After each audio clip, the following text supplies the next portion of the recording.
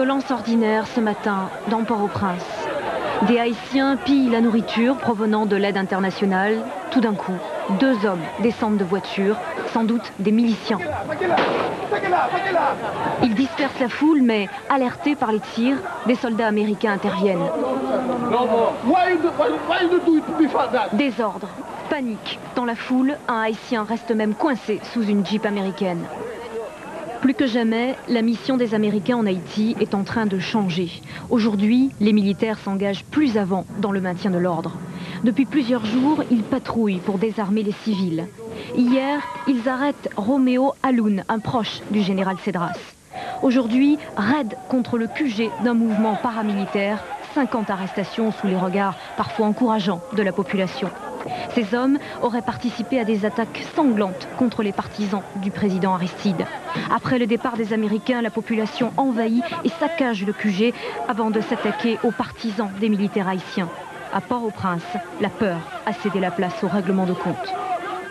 Après 3 ans d'un blocus très sévère, l'économie haïtienne est aujourd'hui exsangue. La levée prochaine de l'embargo, mais aussi le retour de l'aide internationale constitueront donc une véritable bouée de sauvetage pour le pays, bien sûr, mais surtout pour ses habitants. Reportage de Morad Aïtabouche et Joseph Tual à Port-au-Prince.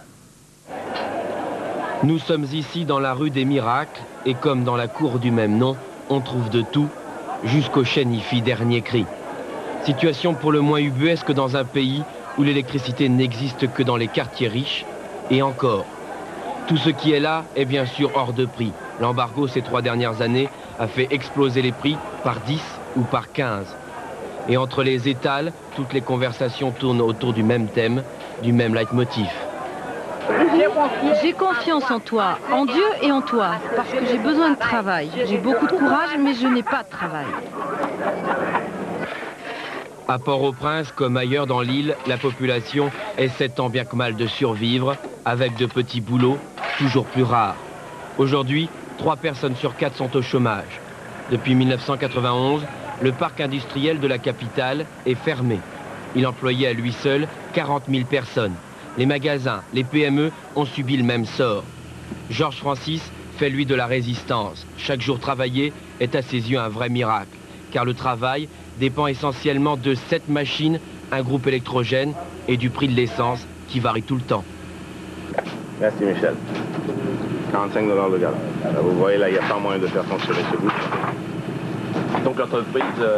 Non, c'est foutu. Parce que là, à 45 $ le gallon, et ça, disons, la consommation de ce groupe, c'est 10 gallons par heure. Ça me fait déjà 450 $ par heure de dépense. Mais je ne réalise pas 450 $ par heure de profit ici, là. Et pourquoi vous venez alors le matin? Bon, je ne peux pas rester au lit, là. Je viens flâner, je viens voir mes employés. C'est tout. On ne fait rien. Ce jour-là, les employés ne pourront travailler que 2 heures.